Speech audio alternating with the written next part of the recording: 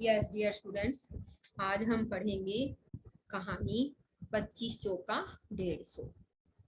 व्यंग्यात्मक कहानी है, बहुत सुंदर कहानी है। किस तरह से एक व्यक्ति किसी पर जब बहुत ज्यादा भरोसा करता है और जब उसका भरोसा टूटता है तो उसकी स्थिति कैसी होती है, इस कहानी के माध्यम से आज हम जानेंगे, पढ़ेंगे। बहुत सुंदर कहानी है, ओम प्रकाश वाल्मीकि जी द्वारा रचित। कहानी का शीर्षक है 25 चौका 150 और इसके लेखक हैं ओम प्रकाश वाल्मीकि जी। आइए अब हम कहानी शुरू करते हैं।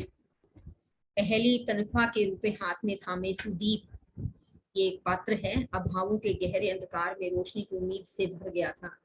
एक ऐसी खुशी उसके जिस्म में दिखाई पड़ रही थी जिसे पाने के लिए उसने असंख्य कंटीले झाड़ झंकारों के बीच अपनी राह बनाई थी।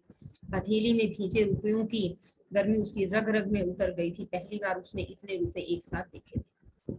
एक व्यक्ति बच्चे के बारे में, एक युवक के बारे में बता रहे हैं जिसका नाम सुदीप है, और कहते हैं कि जब उसके हाथ में पहली तनख्वाह आई तो उसे ऐसे लगा कि जैसे अंधकार में रोशनी की उम्मीद हो। अर्थात जब बहुत घना अंधेरा और थोड़ी सी रोशनी दिखती है, इसी तरह से पहली तनख्वाह उसके जीवन में एक उम्मीद की रोशनी लेकर जैसे दिखाई दी। उसके मन तन में, जिस्म का अर्थ शरीर में, जो पहली तनख्वाह थी यह खुशी दिखाई दे रही थी, जिसे पाने के लिए उसने न जाने कितने कंटीले झाड़ झंखाड़ों के बीच अपनी राह, मतलब सर्विस पाने के लिए, नौकरी पाने के लिए उसने कितनी मेहनत की थी, कितनी उसने कठिनाइयों का सामना किया था, यह कोई बता नहीं सकता। हथेली हथेली में भींचे रुपए, जो उसको पैसे मिले हैं तनख्वाह के, उसकी जो गर्मी थी उसकी रग रग में उतर आई थी। पहली बार उसने इतने रुपए एक साथ देखे थे। लेखक कहता है कि जब किसी को नौकरी मिलती है और नौकरी मिलने के बाद जो पहली तनख्वाह मिलती है, उसकी जो खुशी है, उसका बड़ा सजीव और स्वाभाविक चित्रण लेखक ने किया है। इस वर्तमान में जीना चाहता था, लेकिन भूतकाल उसका पीछा नहीं छोड़ रहा था। हर पल उसके भीतर वर्तमान और भूत की रस्साकशी चलती रहती थी। अभावों ने कदम कदम पर उसे छला था, फिर भी उसने स्वयं को किसी तरह बचा कर रखा था। इसीलिए यह मामूली नौकरी भी उसके लिए बड़ी अहमियत रखती थी। कि वह सोचता है कि जो खुशी है आज वर्तमान में इसमें जिए, लेकिन भूतकाल उसका अर्थात जब जीवन में बहुत ज्यादा दुखों के साथ जीवन व्यतीत किया हो, पला बड़ा इंसान को, उसे लगता है कि जो अभाव है, कमी है, हर कदम पर उसको चलती रही है और वह बचा कर रखा था। मामूली सी नौकरी भी उसके लिए बड़ी अहमियत रखती थी। नई नौकरी में छुट्टियां मिलना कठिन होता है, उसे भी आसानी से छुट्टी नहीं मिली थी। उसने रविवार की छुट्टियों में अतिरिक्त काम किया था, जिसके बदले उसे 2 दिन का अवकाश मिल गया था। वह पहली तनख्वाह मिलने की खुशी अपने माँ बाप के साथ बांटना चाहता था। बहुत अभाव में पल बढ़कर जब कोई बच्चा तैयार होता है और वह थोड़ा कमाने लगता है, उसकी पहली सैलरी है, तो उसको लगता है कि मैं माँ बाप के साथ यह खुशी बांटूं, क्योंकि उसके जो संघर्ष का जो पल है, समय है, वह उसके माँ बाप ने उसके साथ साथ में संघर्ष करके बिताया है। तो कहते कि नई नौकरी में छुट्टी मिलनी आसान नहीं थी। उसके बावजूद जो है उसने क्या किया कि अतिरिक्त काम किया, एक्स्ट्रा वर्क किया, तो उसे 2 दिन की लगातार छुट्टी मिल गई और वह अपने माँ बाप के पास आना चाहता था। स्कूल की पढ़ाई और नौकरी के बीच समय और हालत की गहरी खाई को वह पाट नहीं सकता था। फिर भी खाई के बीच जो कुछ भी था, उसे सांत्वना देकर उसकी पीड़ा को तो वह कम कर ही सकता था। दुख सुख के चंद लम्हे आपस में बांटकर पीड़ा कम हो जाती है। उसने इस पल के इंतजार में एक लंबा सफर तय किया था, ऐसा सफर जिसमें दिन रात और मान अपमान के बीच अंतर ही नहीं था। कि जब वो स्कूल की पढ़ाई करता था और नौकरी के बीच का जो समय है, हालत जो है, गहरी खाई बहुत ज्यादा थी, जिसे पाटना, जिसे पाटने का अर्थ है भरना, दूर करना बहुत कम मुश्किल था। फिर भी उसने जो है, जो कुछ भी था, उसे सांत्वना देकर उसे पीड़ा को कम कर सकता था। कि उसने बहुत ज्यादा मेहनत की, तब उसे कहीं जाकर छोटी सी नौकरी मिली। और वो क्या, लेखक ने लिखा है कि जब हमारे जो दुख सुख के चंद लम्हे होते हैं, अगर हम उन्हें आपस में मिल बांट लेते हैं तो पीड़ा कुछ कम हो। था जो जीवन के दर्द है, जिसने जीवन में बहुत संघर्ष किया, तकलीफें सही है, तो वह अगर छोटी मोटी खुशी है मिल बांट ले तो एक पल के लिए, थोड़ी देर के लिए वह पीड़ा कम हो जाती है। उसने इस पल के इंतजार में लंबा सफर तय किया था।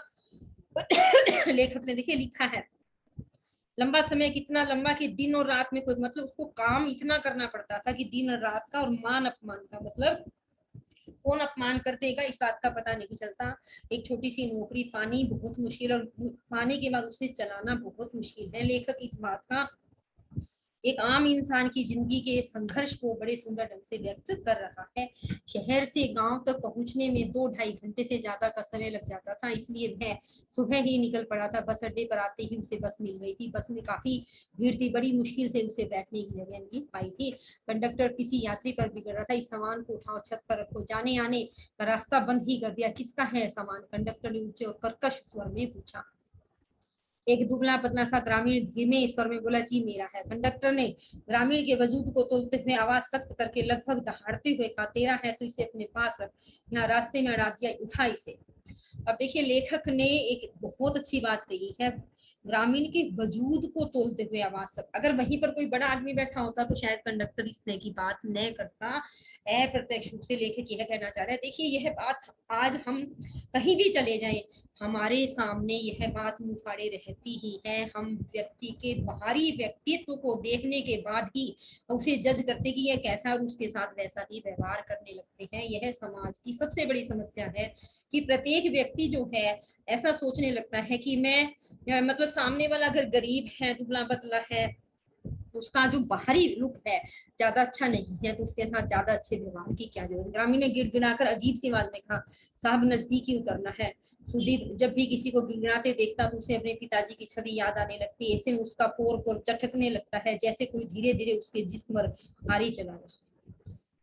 अब देखिए, सुदीप जो है उसने अपने पिता को संघर्ष करते देखा, गिड़गिड़ाते देखा, कि जब उसका पिता कहीं, जब भी किसी को गिड़गिड़ाते देखता है तो उसके सामने अपने पिता की वही सूरत आ जाती है। उसको ऐसे लगता है, उसको शरीर में इतनी तकलीफ होती है जैसे कोई उसके शरीर पर भारी चला रहा। उसने कंडक्टर की ओर देखा, कंडक्टर का तोंदियल शरीर कपड़े फाड़ कर बाहर आने को छटपटा। देखिए फनी सी बात है, तोंद का अर्थ है इसका पेट इतना बड़ा हुआ था, ऐसे लगता है कपड़े फाड़ कर शरीर बाहर आ जाएगा। बहीनेले सुअर की तरह उसके चेहरे पर पान से रंगे दांत उसकी भव्यता में इजाफा कर रहे थे। सुदीप को लगा जंगली सुअर बस की आड़ में घुस आया है। उसने सहम कर सहयात्री की ओर देखा जो निरपेक्ष भाव से अपने ख्यालों में गुम था। सुदीप ने ग्रामीण पर नजर डाली जो अभी तक दयनीयता से उभर नहीं पाया। अब देखिए, कोई बहुत गरीब इंसान है, जरूरतमंद है, उसके शरीर में भी ताकत नहीं है, उसके पास पैसा भी नहीं है, वह इंसान बड़ा दयनीय स्थिति में होता है। तो लेखक ने लिखा है कि सुदीप उसको देख रहा है। पहले तो उसने कंडक्टर का जो बाहरी आउटलुक है उसके बारे में वर्णन किया कि उसका बड़ा सा पेट जो है शरीर पार कर बाहर आता, मतलब बहुत मोटा था, और बेनेले सुअर की तरह से, जब बैंडा हुआ सुअर होता है ना, पागल सुअर, ऐसे लग रहा था। पान से उसके दांत रंगे हुए हैं। भव्यता का अर्थ की जो उसकी बाहरी लुक है उसमें इजाफा कर रहे थे, अर्थात वह देखने से बहुत ज्यादा अजीब लग रहा था, तो उसके जो दांत है उसके कारण और अजीब लग रहा था। इजाफा करने का अर्थ यह है, वो उसे लगा कि कोई जंगली सुअर जो है बस की भीड़ में आ गया। फिर उसने सहयात्री को देखा जो उसके साथ बैठा था, कि वह निरपेक्ष भाव में, कि उसके मन में वो मतलब कोई रिएक्ट नहीं कर रहा कि भी किसी व्यक्ति के साथ कुछ हो रहा है, वह अपने ख्यालों में खोया है। फिर उसने उस व्यक्ति के दयनीय स्थिति की तरफ देखा, और लेखक कहते हैं कि उसके भीतर पिताजी की छवि आकर आकार लेने लगी। वह दिन स्मृति में दस्तक देने लगा। जब पिताजी उसे लेकर स्कूल में दाखिल कराने ले गए तो उसकी बस्ती के बच्चे स्कूल नहीं जाते थे। पता नहीं पिताजी मन में यह विचार कैसे आया उसे स्कूल में भर्ती कराया जाए, जबकि पूरी बस्ती में पढ़ाई लिखाई की और किसी का ध्यान ही नहीं था। अब वो पुरानी बातें सारी सोच रहा है कि उसके पिता ने उसे जब स्कूल में भर्ती कराया तो वहां आसपास के लोग, बच्चे पढ़ते ही नहीं थे, किसी का ध्यान नहीं था। पिताजी लंबे लंबे डग भर कर चल रहे थे, उसे उनके साथ चलने में दौड़ना पड़ता था। उसने मैली सी एक बदरंग कमीज और पट्टेदार निक्कर नुमा कच्छा पहन रखा था, जिसे थोड़ी थोड़ी देर बाद ऊपर खींचना पड़ता था। स्कूल के बरामदे में पहुंचकर पिताजी पल भर के लिए ठिठके, फिर धीरे धीरे चलकर उस कमरे में झांकने लगे। हर एक कमरे में अंधेरा, जिसमें बच्चे पढ़ रहे थे। मास्टर कुर्सियों पर उकड़ू बैठे बीड़ी पी रहे थे या ऊँघ रहे थे। पिताजी फूल सिंह मास्टर को ढूंढ रहे थे। 2-3 कमरों में झांकने के बाद एक छोटे से कमरे की ओर मुड़े। उस कमरे में अन्य कमरों से ज्यादा अंधेरा था। फूल सिंह मास्टर अकेले बैठे बीड़ी पी रहे थे। अब लेखक ने जो हमारे स्कूलों का हालचाल है उसका बड़ा सजीव चित्र प्रस्तुत कर दिया है कि जो सुदीप है वो कह रहा है, वह सोच रहा है, उसके सामने वो सारा उस जो ग्रामीण है जिसके सबको वह कंडक्टर डांट रहा है, उसकी दयनीय स्थिति को देख करके सुदीप के सामने वो सारा दृश्य सामने आ गया कि मेरे पिताजी इस तरह से तेज तेज चल रहे थे, मैं दौड़ रहा था, किस तरह के उसके फटे पुराने कपड़े थे। और मास्टर वहां स्कूल में पहुंचकर उसके पिता हर कमरे में देख रहे थे, बच्चे जहां लगभग सब जगह अंधेरा था, कोई रोशनी का प्रबंध नहीं था। स्कूल में जो मास्टर है कुर्सियों पर उकड़ू बैठ करके बीड़ी पी रहे थे या ऊँग रहे थे। और जो एक आप कह सकते हैं नाम जो है मास्टर का बताया, उसको ढूंढा तो वो अकेले बैठकर बीड़ी पी रहे थे। अंत में उसको यह पाया गया। उन्हें दरवाजे पर देखकर फूल सिंह मास्टर खुद ही बाहर आ गए थे। पिताजी ने मास्टर जी को देखते ही दयनीय स्वर में गिर गया, मास्टर जी इस जातक बच्चे, जातक अर्थात बच्चा, तू अपनी शरण में ले लो, 2 अक्षर पढ़ लेगा तो थारी दया ते यो भी आदमी बन जाएगा, हमारी जिंदगी भी कुछ सुधार जागी, मतलब मेरी भी जिंदगी जो है कुछ सुधर जाएगी, आप इसको अपनी शरण में ले लो, अच्छा इंसान है। सुदीप पिताजी की उस मुद्रा को भूल ही पाया, वे हाथ जोड़ को झुके खड़े। फूल सिंह मास्टर ने बीड़ी का टोटा अंगूठे के इशारे से दूर उछाला और पिताजी को लेकर हेडमास्टर के कमरे में चले गए। सुदीप का दाखिला हो गया था, पिताजी खुश थे, उसकी खुशी में ही वही गिड़गिड़ाहट झलक रही थी। वे झुक झुक कर मास्टर फूल सिंह को सलाम कर रहे थे कि अगर उसको एडमिशन दे दिया है स्कूल में तो सुदीप के पिता के लिए यही बड़ी खुशी थी, और बार बार मास्टर को सलाम कर रहे थे। यह दोनों चीजें दिखाता है, यह भी है कि पहले गुरुजनों अध्यापक जो तबका है अध्यापक वर्ग के प्रति पूरे समाज के अंदर एक आदर भाव होता था, आदर भाव का रवैया होता था। अपने बच्चे के जो अध्यापक हैं, टीचर्स हैं, उनके प्रति पूरा परिवार सम्मान की दृष्टि से देखता था, छात्र भी बड़े सम्मान से देखा करते थे। बस स्कूलें खा खा कर रेंग रही थी, आसपास के यात्रियों ने बीड़ी सिगरेट का धुआं ऐसे उगलना शुरू कर दिया था जैसे सभी अपनी अपनी दुश्चिंताओं को धुओं के बादले में विलीन कर देंगे। उसने अपने पास की खिड़की का शीशा सरकाया, ताजा हवा की हल्की हल्की सरसराहट भीतर शुरू पाई। उसकी स्मृति में स्कूल के दिन एक के बाद एक लौट कर आने लगे। दूसरी कक्षा तक आते जाते वह अच्छे विद्यार्थियों में गिना जाने लगा था। तमाम सामाजिक दबावों और भेदभावों के बावजूद वह पूरी लगन से स्कूल जाता रहा। सभी विषयों में वह ठीक ठाक था, गणित में उसका मन कुछ ज्यादा ही लगता था। सुदीप कहते हैं कि उसको गणित विषय जो है सबसे ज्यादा पसंद था, वैसे सभी विषयों में अच्छा था। बहुत तरह के सामाजिक दबाव थे, भेदभाव थे कि भी ऐसा क्यों पढ़ा रहे हो, मतलब बहुत से ताने उसे सुनने पड़ते थे, लेकिन वह स्कूल जाता रहा। और जब तक वह दूसरी कक्षा में आया तब तक अच्छे छात्रों में गिना जाने लगा।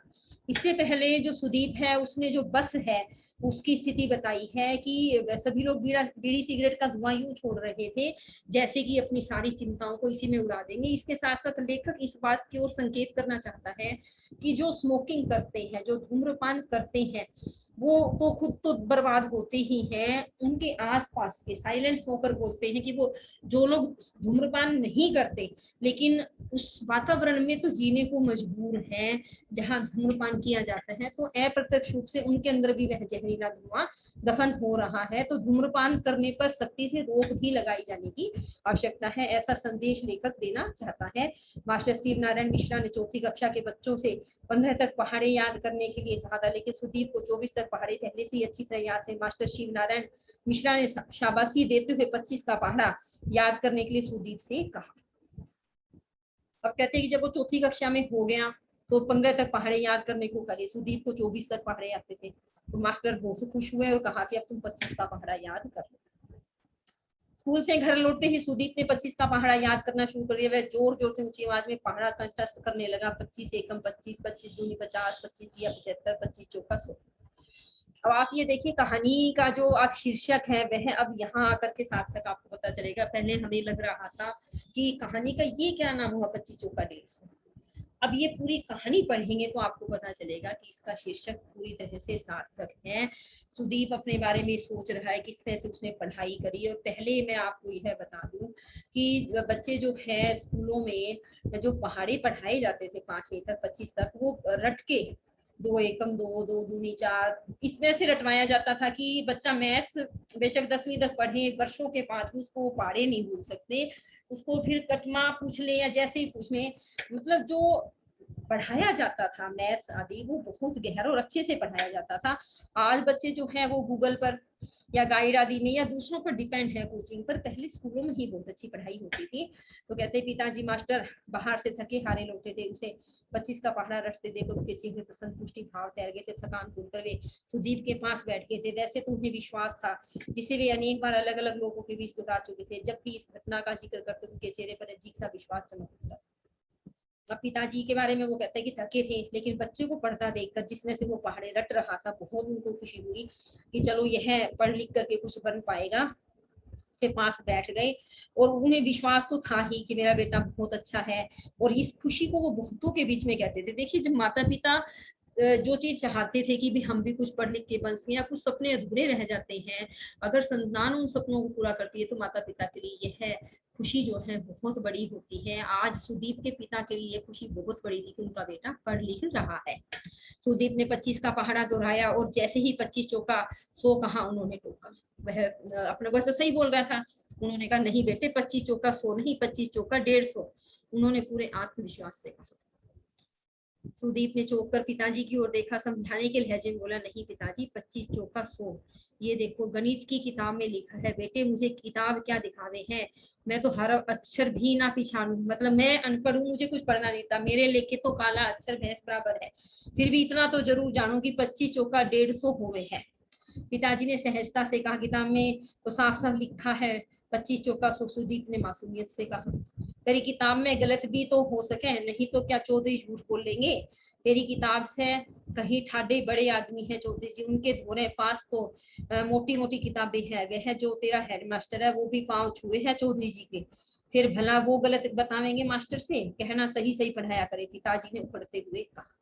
पूरी कहानी को आप पढ़ते जाएंगे, समझेंगे, तब आपको यह बात समझ में आएगी कि जो उसके पिताजी हैं बार बार कह रहे हैं कि 25 चौका 150 होता है, और जिस इंसान ने उन्हें कहा है वह गांव का बहुत जाना माना आदमी है, चौधरी है। कहते हैं कि उनके पास बड़ी बड़ी किताबें हैं, मास्टर भी उनके पैरों के हाथ लगाता है, वो गलत नहीं कह सकते। पिताजी किताब में गलत थोड़े लिखा है। सुदीप वहां सा हो गया, बच्चा है वो भी, तो उसको महसूस होता है तू अभी बच्चा है, तू क्या जाने दुनियादारी, 10 साल पहले की बात है। अब पिताजी उसको बताने लगे कि वो ये बात क्यों कह रहे हैं कि 25 चौका 150 होता है। तेरे होने से पहले तेरी महतारी बीमार पड़ गई थी, बचने की उम्मीद ना थी, शहर के बड़े डॉक्टर ने इलाज करवाया था, सारा खर्च चौधरी ने ही तो दिया था, पूरा 100 का पत्ता, ये लंबा नीले नीले नीले रंग का लोट अर्थात नोट। देखिए, वो नीले को लीले कह रहे हैं, नोट को लोट कह रहे हैं। डॉक्टर की फीस दवाइयां सब मिलाकर 100 रुपए बने थे। जब तेरी माँ ठीक ठाक होके चालन फिरन लगी तो मैं 4 महीने बाद तो चौधरी जी के हवेली में गया। दुआ सलाम के बाद मैंने चौधरी जी कहते कहा, चौधरी जी मैं तो गरीब आदमी हूँ, थारी मेहरबानी से मेरी लुगाई की जान बच गई, वह जी गई वरना मेरे जातक वीरान हो जाते। जातक अर्थात मेरे बच्चे। तुमने 100 रुपए दिए थे, उसका हिसाब बता दो, मैं थोड़ा थोड़ा करके सारा कर्ज चुका दूंगा, एक साथ देने की मेरी हिम्मत ना है चौधरी जी। चौधरी जी ने कहा, मैंने तेरे पूरे वक्त में मदद करी थी, अब तो ईमानदारी के साथ पैसा चुका देना। 100 रुपए पर हर महीने 25 चौका 150, तू अपना आदमी है, तेरे से ज्यादा क्या लेना। 150 में से 20 रुपए कम कर दे, 20 रुपए तुझे छोड़ दिए, बचे 130, 4 महीने का ब्याज 130 अभी दे दे, बाकी रहा मूल जी होगा दे देना, महीने के महीने ब्याज देते रहना। देखिए, एक इंसान पढ़ा लिखा नहीं है, समझदार नहीं, वह विश्वास पर जीता है, उसकी एक प्रकार से मदद करती तो उसके लिए वह भगवान हो गया है, और उसके साथ हिसाब किताब वह कर नहीं जा सकता। तो उसको बता दिया भी 25 चौके 150 होता है, और तेरे उसके ऊपर एहसान भी कर दिया कि 20 रुपए तुझसे कम ले लूंगा, और यह ब्याज अब दे दे और हर महीने ब्याज देते रहना। ये बता बेटे, 25 चौका 150 होते हैं या नहीं। चौधरी भले और इज्जतदार आदमी है, जो उन्होंने 20 रुपए छोड़ दिए, नहीं तो भला इस जमाने में कौन छोड़ते हैं। अपने शिव नारायण मास्टर के बाप बड़े मिसिर जी को ही देख छोड़, एक ढीला भी ना, ऊपर से बिगाड़ बेगार बिगाड़ करते बेगार अलग से करावे है, अर्थात बिगाड़ करवाने का अर्थ है कि बिना वजह के काम ताने आदि मारते, जैसे बिगाड़ उनका हक है। दिन भर के में गोटे टूट जा, मजदूरी के नाम पे खाली हाथ, अपर से गाली अलग, गाली तो ऐसे दे हैं जैसे वेद मंत्र पढ़ रहे। अब वो उसके पिता, जहाँ पर सुदीप के पिता काम करते हैं, वहां के बारे में कह रहे हैं कि नारायण मास्टर जो है बड़े मिस्र हैं, मिस्री जी हैं, उनको देख ले, एक ढेला भी नहीं छोड़ते, ऊपर से बिगाड़ अर्थात बिना वजह का काम भी करवाते हैं, जैसे उनका बिगाड़ उनका हक है।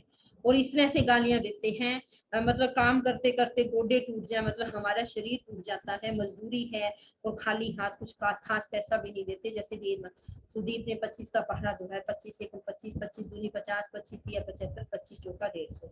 अगले दिन कक्षा में मास्टर शिव नारायण मिश्रा ने 25 का पहाड़ा सुनाने के सुदीप को खड़ा कर दिया। सुदीप खड़ा होकर उत्साह पूर्वक पहाड़ा सुनाने लगा। 25 एकम 25, 25 दूनी 50, 25 तिया 75, 25 चौका 150। मास्टर शिव नारायण मिश्रा ने उसे टोका, 25 चौका 100।